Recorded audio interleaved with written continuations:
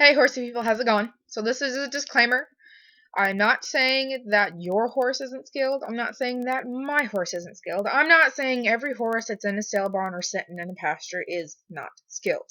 This is not the point of the video. So just a disclaimer.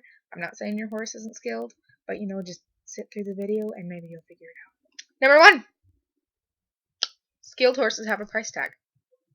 What that means is that if I want a barrel horse and I want it to be a pro rodeo circuit barrel horse that is running a consistent pattern, consistent time, consistent whatever, that is going to go out there and make me a lot of money, I'm going to go out there knowing I'm going to spend probably around anywhere from $25,000 to $60,000.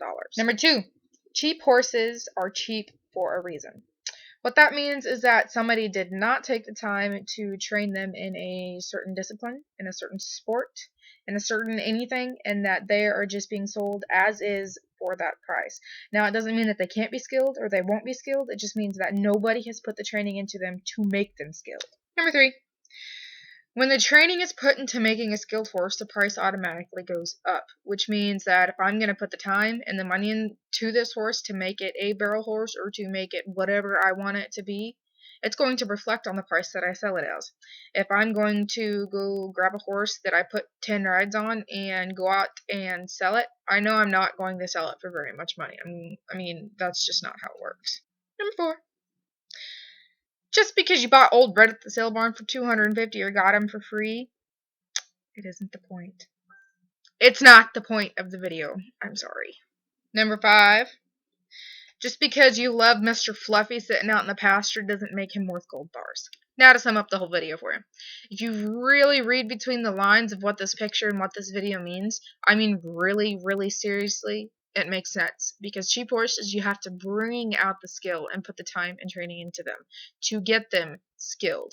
And if you were to go out and buy a horse that is already skilled and have all of its training done and stuff, it's not going to be cheap. Because time and putting money into a horse will reflect on its price. And the skill that somebody brings out in a horse will reflect on its price. Okay? That's just how it works.